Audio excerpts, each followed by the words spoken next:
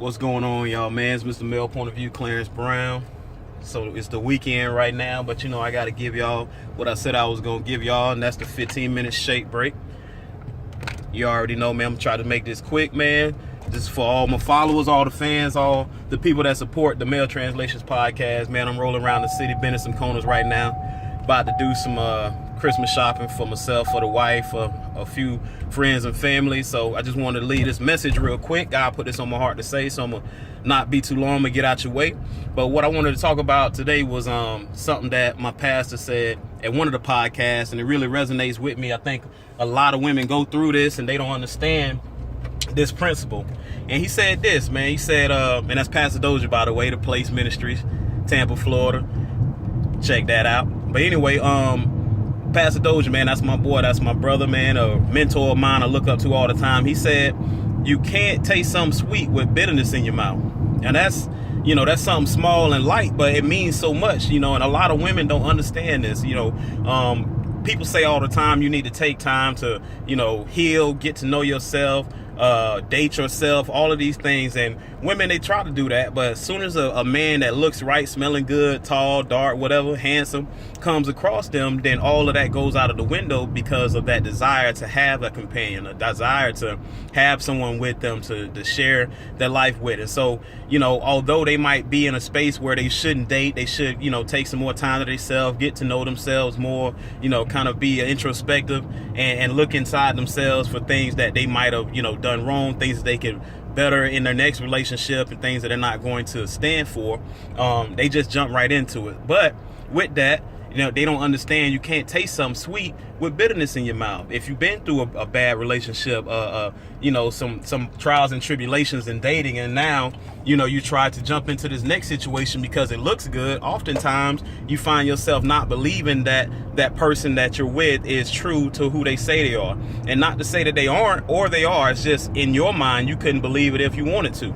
And so a lot of women don't understand this, and it's just something I wanted to speak on because, again, women have been hurt. Guys, we do, things all the time that hurt women. We lie, we cheat sometimes, and women do it too. But I'm just merely speaking on how men do sometimes toward women, and I understand that. So I understand that sometimes you have to be a little more guarded, you have to be a little more apprehensive, and that's understandable. But at the same time, if the man is giving you no reason not to trust him, or he's giving you all he can, he's investing his entire being into, being with you and giving you whatever he needs to give you to feel sustained and satisfied, then you have to, take that at face value and believe that, hey, this could possibly be something. But most times women, once they get with that guy, if they've been through these trials and tribulations, and those scars that they haven't healed, and they still just, cover them up, but still not allow, a chance to heal them, then they're still going to be there. They're still going to hinder your ability to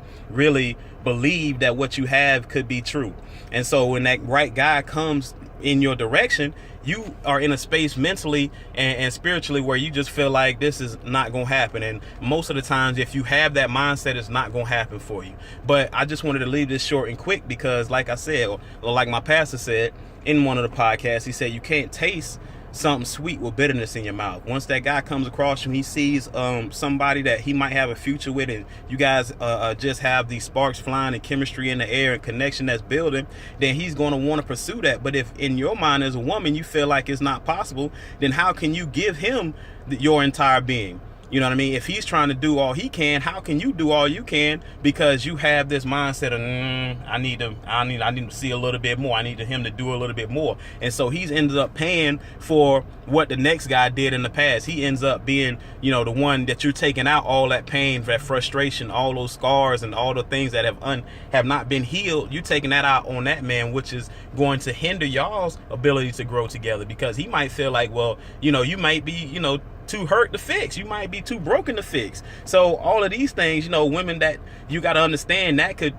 actually make a man go away, make a man, push a man away is what I'm trying to say. And so I just wanted to leave this real quick because I know it's a lot of ladies out there looking for an honest guy, a God-fearing man, a man that's a leader, a provider, a protector, a guider, someone who is a good communicator, all of these things. Well, when you have that, if you have someone that is willing to grow with you, willing to make sacrifices, willing to do the things that he needs to do in order to make sure that you know that he's a good man and he's invested in you and he's all in with you, then you got to take it at face value. You got to say, hey, well, until I see something that makes me think otherwise, that makes me think that this could be something that is not real, then you got to just roll with it and see how far it goes. And you never know, God will bless you even when you least expect it. So you have to be ready for that blessing. And so just understand, you can't taste something sweet with bitterness in your mouth. This is for the ladies. This is just me, Mr. Male Point of View, trying to be a natural born leader.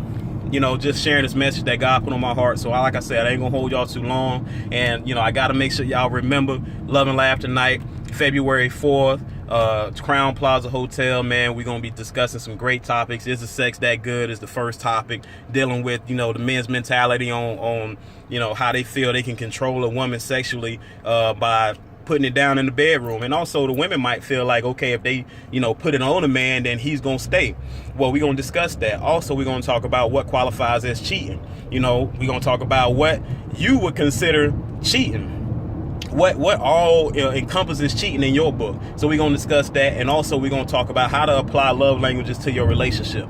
We all know that we have to communicate, but sometimes that communication that we do try to give is not the best way to give it. And so we're going to discuss how to apply the love languages that we all know that need to be applied to relationships. We're going to talk about how to apply them. So that's February 4th. Like I said, the Crown Plaza Hotel. I'm just short and quick, man. Just bending some corners right now. About to do some Christmas shopping, man. Thank you for all the supporters. Thank you for everybody that supports the podcast, supports myself, my wife, and just the movement that we're trying to do. We're just trying to inspire and motivate. And this is what God has put on my heart to do. This is my ministry. So I'm gonna leave y'all with that. And I'll see y'all again. Mr. Male Point of View, Clarence Brown. I'm out. Peace.